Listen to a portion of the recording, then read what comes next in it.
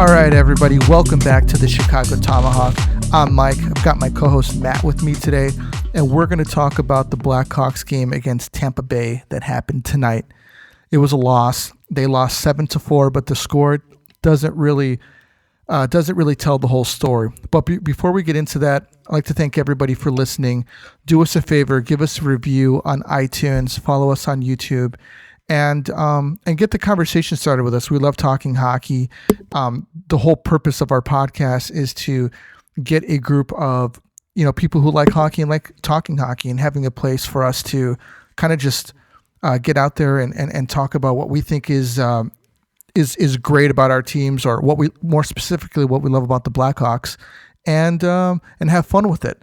But before we get into anything today, I want to talk about Andrew Shaw. He is retiring. He announced his retirement. Was that yesterday, Matt? Yeah, he announced it yesterday. And I have been critical of Andrew Shaw, but it doesn't mean that I don't love the guy. I remember his first game when he came in against Philadelphia.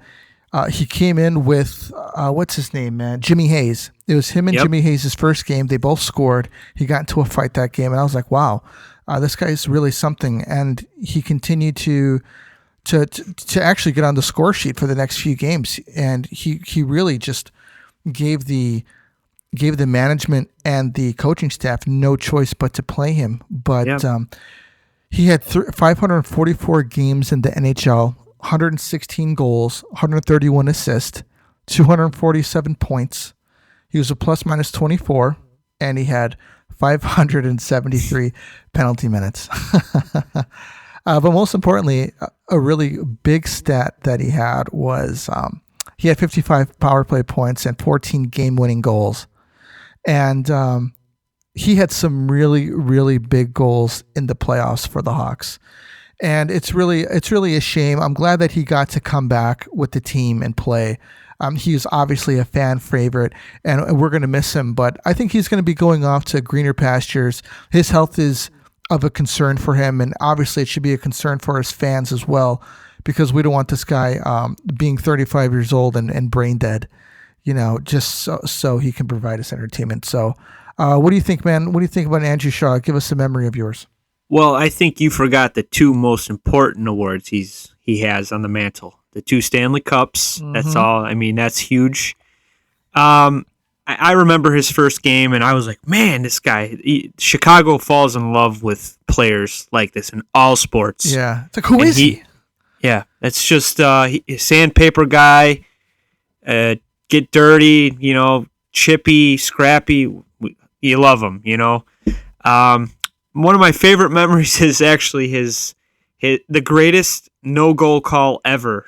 The headbutt against was at the Ducks, right? Yeah. That in was the Western Conference awesome. Finals. Yeah, it was awesome and just perfectly placed, and it's just a shame that didn't count. They should have, man, because both teams were doing absolutely everything that they could do to score, to try to win. And what a blood and guts series. That was in the 2013 run, wasn't it? Yes, I think it was. Man, oh my gosh. Yeah, that goal. And his another big memory is him holding the Stanley Cup with his cheek bleeding. Oh yeah, that block shot against Boston. Oh, yeah, that's another great memory. Yep. Man, and he's going to be sorely missed. Andrew Shaw is 29 years old. But so that's 2 Hawks retiring this year. Actually, we'll say 3: Crawford, Brent Seabrook, and Andrew Shaw. Nuts. 3 important key players in each run. Yeah. Obviously, Seabrook in 3, Crow and Shawzy in 2 of them. Yep. But moving on, the Hawks play Tampa tonight. Lankinen gave up a goal in the first shot of the game. Highly disappointing. I think that he's got the bug, or he's just losing confidence, and it doesn't help that he got pulled in the second period, or he pulled himself. The Hawks were down 3-0. They came back, scored 2 goals. It's 3-2. Then they went into the second period and they put Subban in, and then like clockwork, Subban let 3 goals go by. Hawks came back with 2 more. but they ended up losing 7-4 with an open net goal by Alex Killorn, which Killorn seems to be, Pavel Bure against the Blackhawks because I honestly, man, I think all of his stats are against the Hawks. He just kills us. He's got 14 goals. Not bad for what do you consider him? A top nobody. 6 or a bottom 6? I consider him a freaking nobody, dude. I can't stand that freaking guy. He contributes and he does give effort, and he seems to be in the right place at the right time when he plays the Hawks, man. And but I'm not a fan of the guy at all. It looks like was it Cernak and I can't even think of his freaking name, Mister. I can't keep my helmet on my head. Murphy. Connor Murphy. Yeah. His helmet fell off of him somehow again today. This is becoming a concern because if this guy can't keep his brain bucket on, is his chin strap not on tight enough? Does he need a new helmet? Need a new sponsor?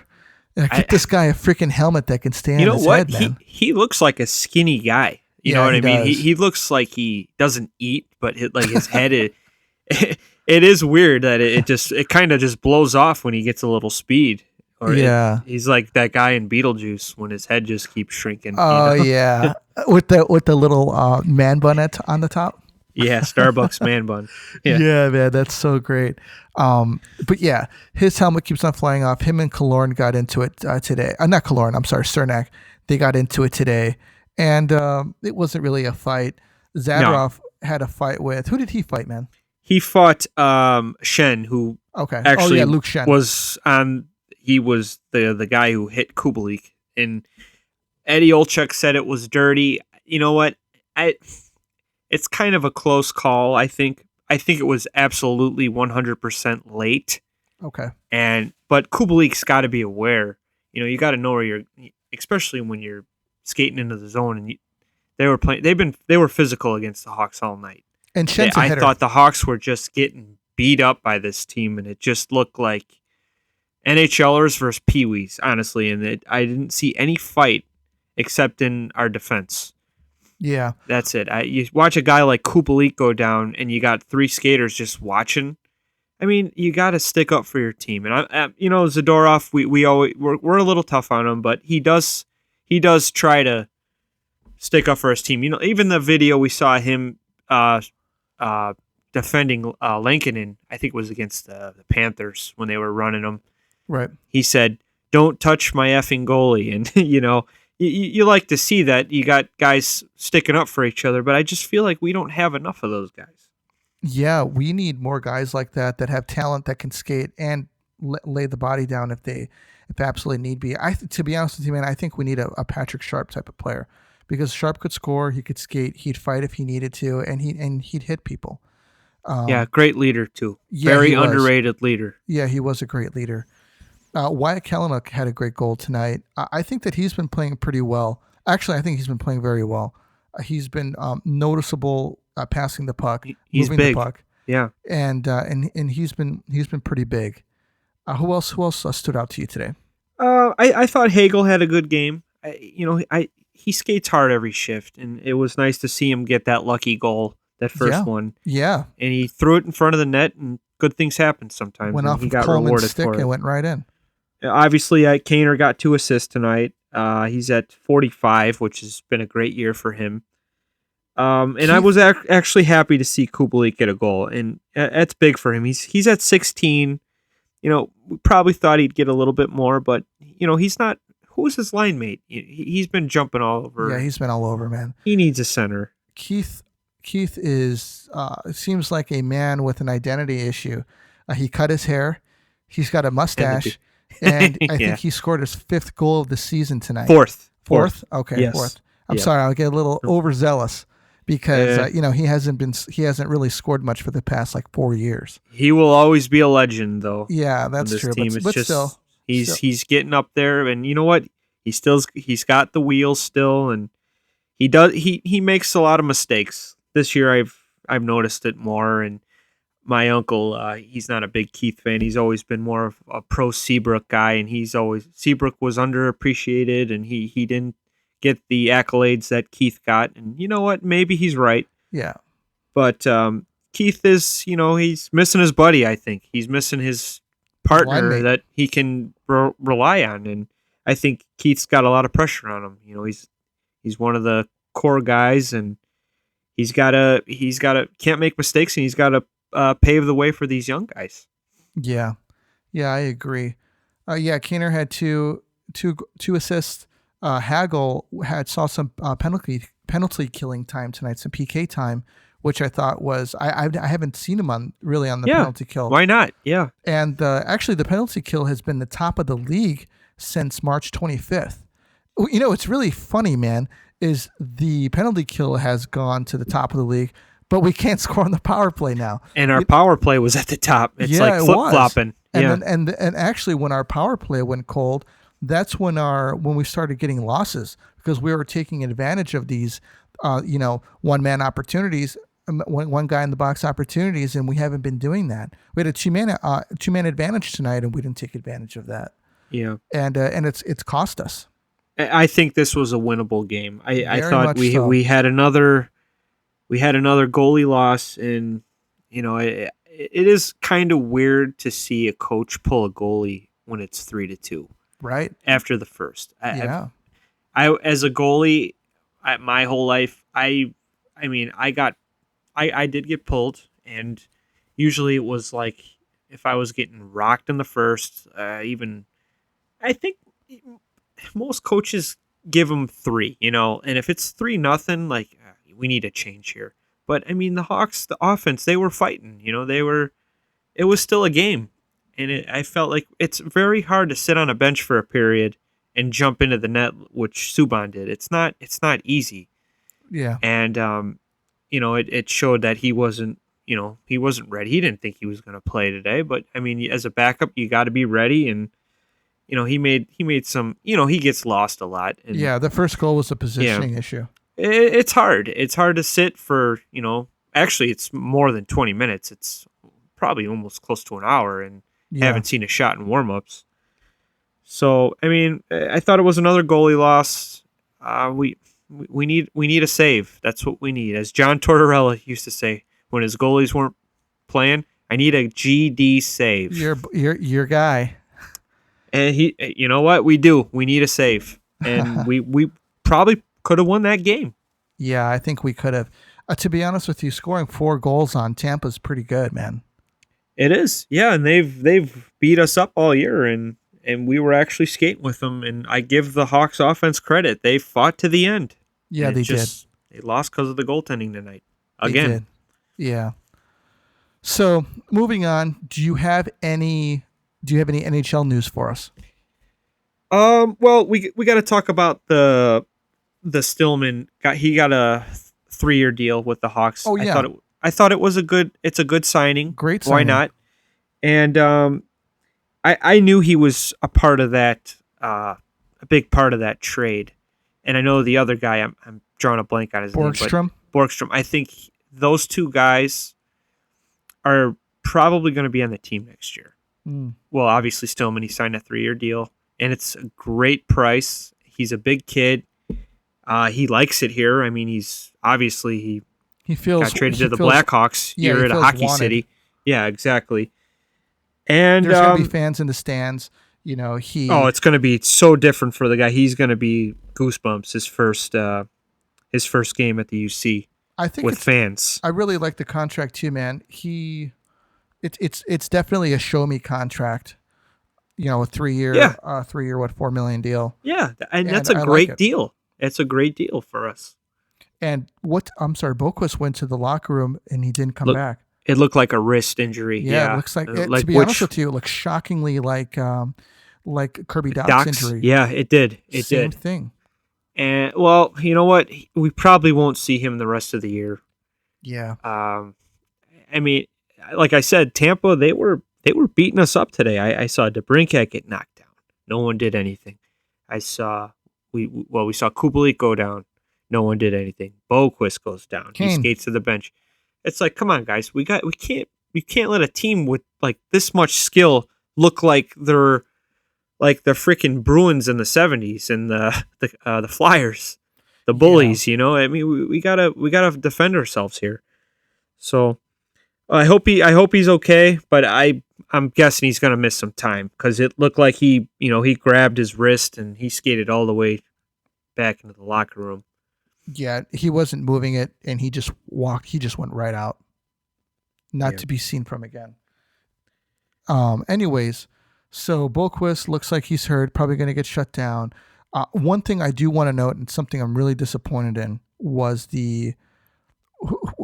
who's the two? I can't even say his name. Barry Dulé from Tampa. What's his name? Barry Boulay, something like that. Do you remember his goal? It might have been like the third goal. Let me see here. Let me look here. He scored his goal, but it was Kirby Doc's guy, and Doc had Barry okay, Boulay. I got you. Yeah, Barry Boulay. Alex, yeah. Kirby Doc had him, and then he kind of just stood there, bro. And then was that the one where Lankinen was trying to freeze it, and he just crashed the net and pounded it in? Yeah, was that it? Yeah. Yeah. I you know what? You can't blame Kirby on that. Lankinen's got to find the puck. And you can't put your arm up and wave to it. It's got to be faster. I think Kirby had a rough bad positioning on that one. I'm watching it right now. Lankinen actually threw it back to him. He paddled it back to the slot instead of pushing it behind the net. Like if you watch the replay, that's all Lankinen. And I guarantee you that's probably why Colleton took him out. Did you hear that when my audio came on? Did you hear that? No. From the video? Okay. No. Yeah, I'm pulling it up now too. I just wanted to see it. You'll see it. He actually stops the puck, finds it, paddles it back to the slot through our defenseman, and that player, what's his name, Boulay, he crashed the net, and it was an open net. He fired it. So I mean that's something as a goalie you have to clear that behind the net, or if you can, jump on it. You can't never throw the puck back into the slot. Right. What do you think about the NHL Turner Sports, their deal? I was just going to bring that up. Yeah, well, I was reading a little bit about it. It seems like they want to do a panel like the NBA with Charles Barkley and those guys. I'm not a big basketball guy. I mean, I was obviously as a kid when we had the greatest dynasty alive. I think everybody was. Yeah. But, yeah, I mean, I think that would be cool. I think they should get some new faces. I'm kind of tired of the NBC guys, honestly. I like Patrick Sharp. I think he would be good on that. He's a good speaker and he knows the game. He's a winner and he's very likable. I hope if they're going to keep anybody, they keep Sharpie. But I don't know what you think about it, but it's obviously a good thing. It's a 7-year deal. I remember we were hearing ESPN was going to get the rights, and they are. They do have the rights. So they're going to get a couple games. Yeah, they have Turner Sports. It's like TNT they're going and to be, TBS. Yeah, they're going to be doing games on TNT and TBS, and they're going to be doing ESPN is going to be doing some.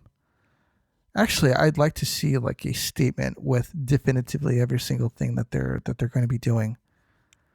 Commissioner Gary Bettman said the NHL salary cap, which is tied to revenues and expected to stay at $81.5 million for this foreseeable future, should be able to increase sooner than expected because of the financial ramifications of the two media rights agreements. Now, this is a big thing because more cap space. When the NBA got their money, their TV money, man, guys, I'm talking about regular guys went from getting like $8 million a year to like $25 million a year. That's crazy. I'm talking about just regular dudes. Guys like Stephen Curry, those guys are making like 40 to $50 million a year, bro. Yeah, that's crazy. Yeah, and that's what happened with their TV deal. So that's like 5 NHL players. Yeah, I know. That's like 3 or 4 Alex Ovechkins. Yeah, and Ovi's a superstar. Yeah, and he's got a $12 million cap hit, I think. Anyways, so I want to know how this is going to impact the the salary cap, because if it does, a team like the Blackhawks, who are, they're not having really big salary cap problems because they've got guys on long-term injury reserve and retirements, and so if we were to get some of this money, we could potentially sign who knows who. And I will say this, that the players who are going to be due for extensions are not going to be getting those extensions, and they're going to want to test free agency because there's going to be a ton of money out there. Yeah, with these TV deals. Well, do you know who I would hope the Hawks hold off for? Who? And I know he's not going to resign in Columbus. Seth Jones. I think he is an awesome defenseman. He is. And if we have cap space, we got to pay the guy. This is a guy that I'm sure he wants to play with Kaner on the same team. I mean, in a better hockey city. This is a guy I would love. Up? I think he's got one more year, and I've actually heard that they might want to get rid of him sooner than later, meaning the deadline. They might want to get rid of him at the draft because they don't want to go through this media circus of Pierre-Luc Dubois again, and Patrick Laine drama, and it's not good for the organization. I mean, that's all they're going to talk about the whole year. And I think that Pierre-Luc Dubois and Patrick Laine drama, I think that took a toll on all those guys, honestly. I mean, it's all like it's annoying when you're trying to play hockey and you got the media. So what's up with your teammate? Where's he going? Like, is he going to play? It's like Foligno said, you know what? We're here. When he was there as a captain, he said, you know what? We're doing our jobs every night. We're playing hockey. We're not worrying about that. And it seemed like it really got old for them. Yeah.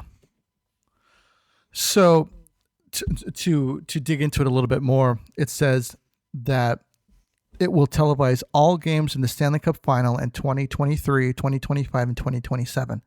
One conference final series each season and half of the first two rounds of the playoffs, plus 72 regular season games per season. Scheduling and programming will be determined in the coming weeks, Warner Media News and Sports Chairman Jeff Zucker said. The Stanley Cup Final will be televised on ABC in 2022, 2024, 2026, and 2028 as part of the deal with the Walt Disney Company and ESPN.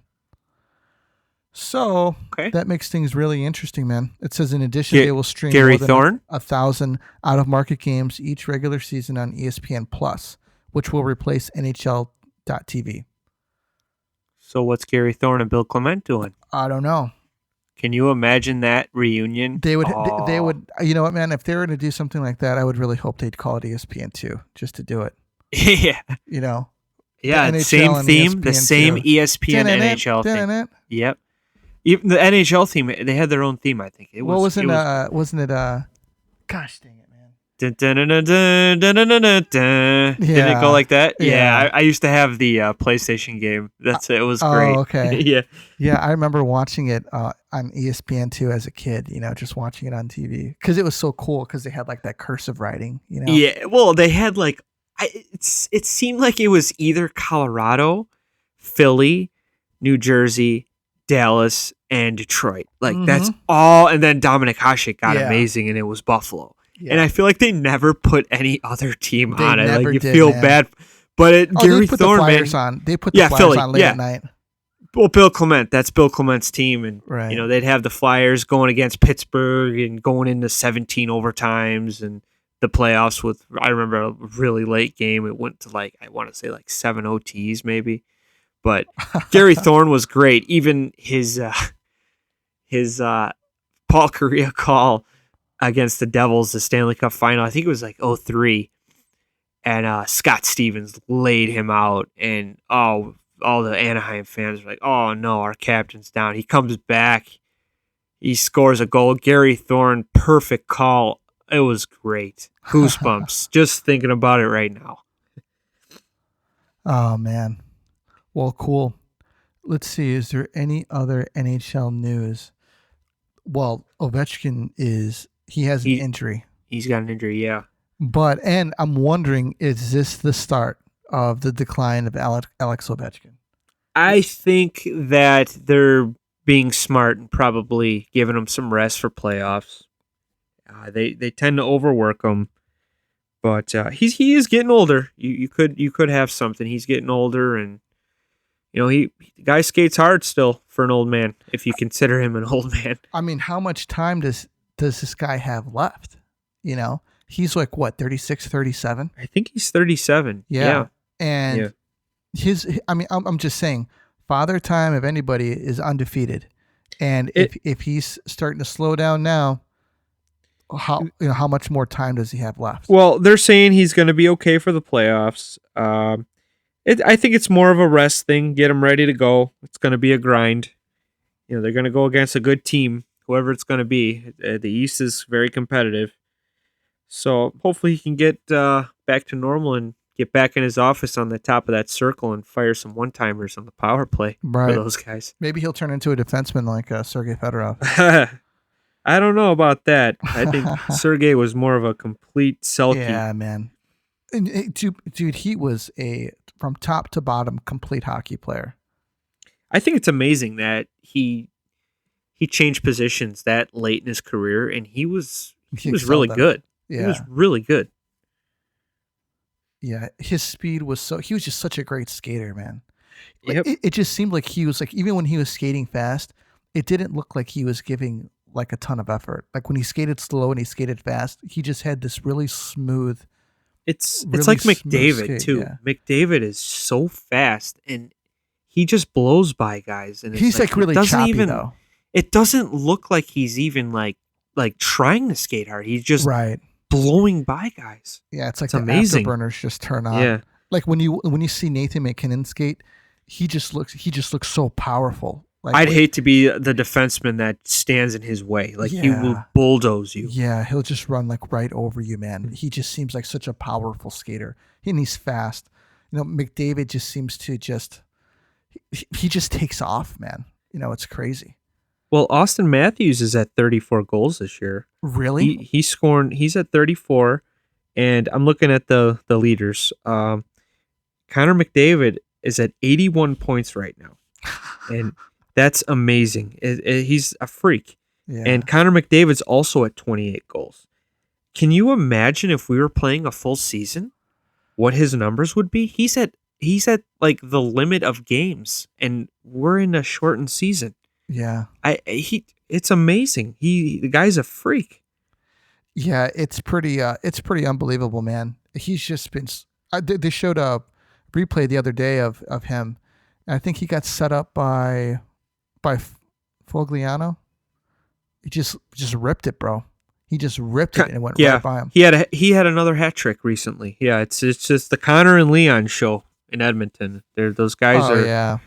And you know what? They're going to make the playoffs this year, so we'll see what maybe they could stun whoever, and maybe they could be the team that silences the Leafs. I know that would break Justin's heart, but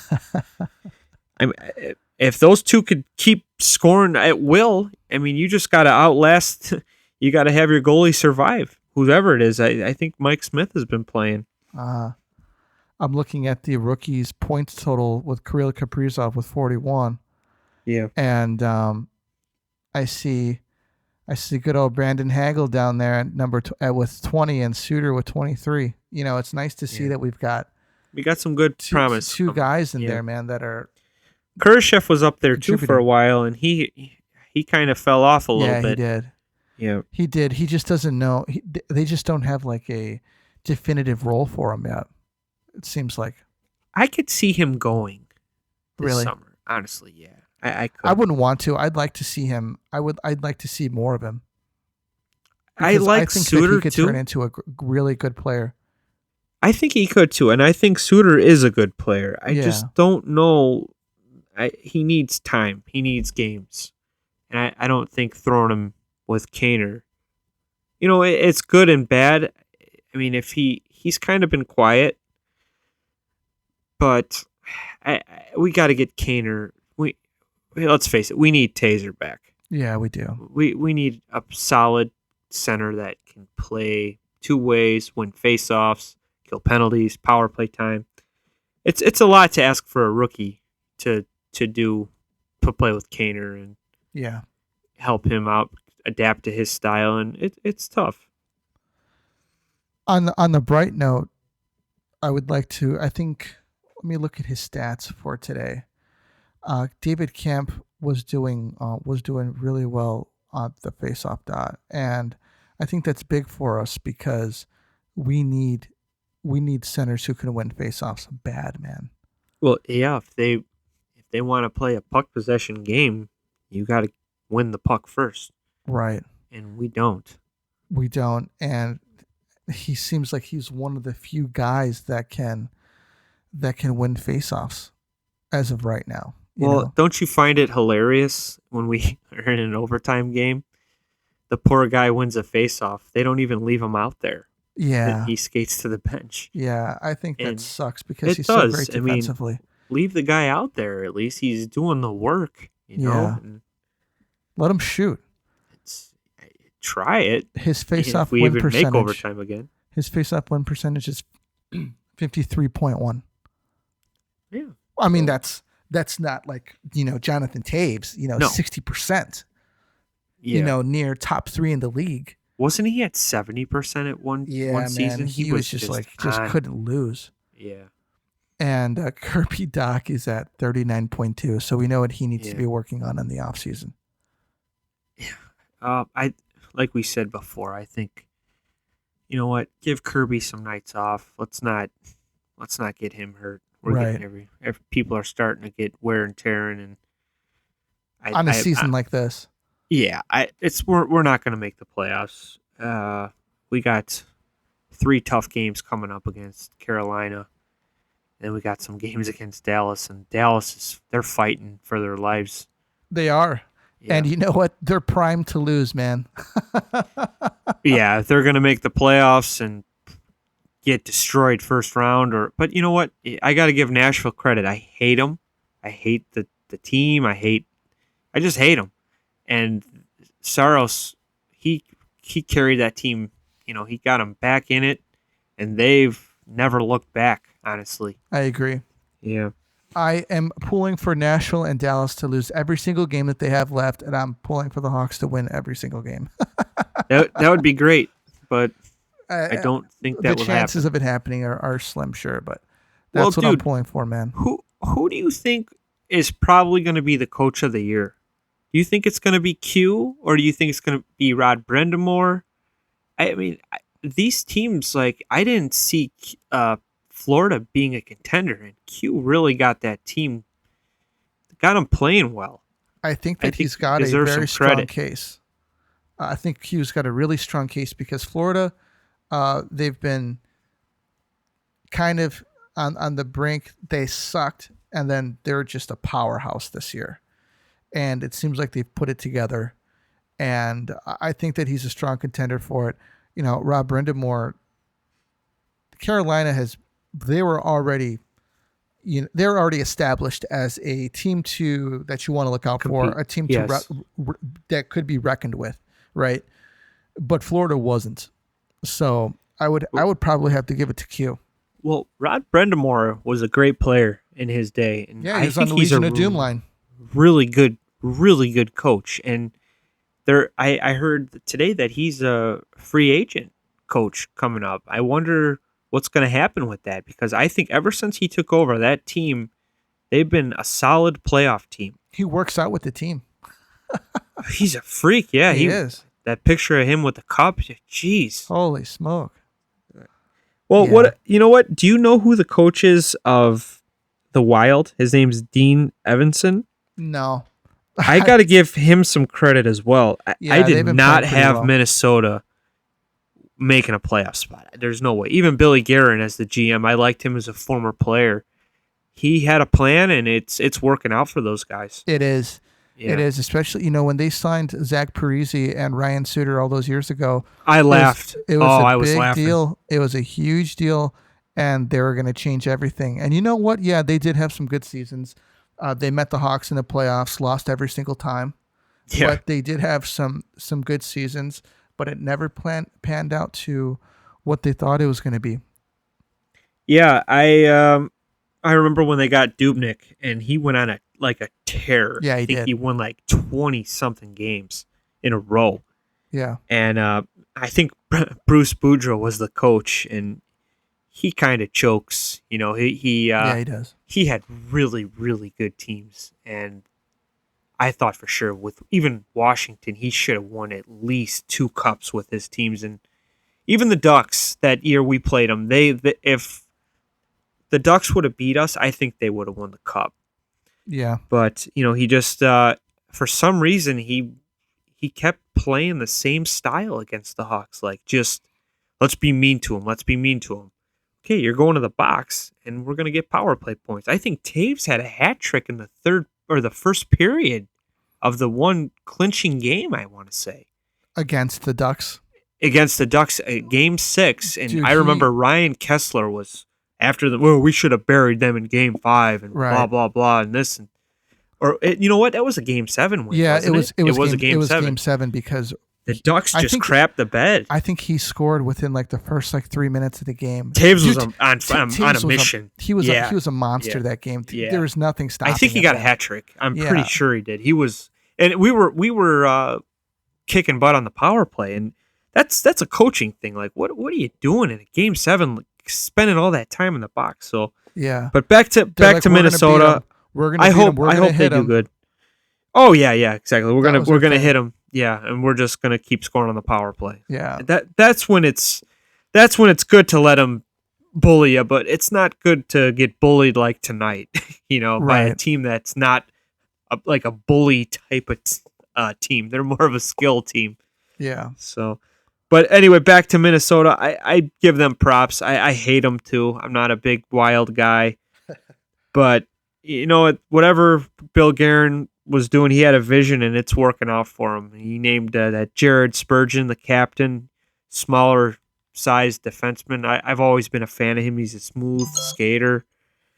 It's a surprise to me. It's kind of cool to see new teams. It would be cool to see them make it and not St. Louis, because that's kind of like our new biggest rival. Right. And I think it's a shame that they're not in our division this year. Yeah, that could have been bloody. Yeah. Jared Spurgeon, I'm surprised that Ryan Suter didn't get to see.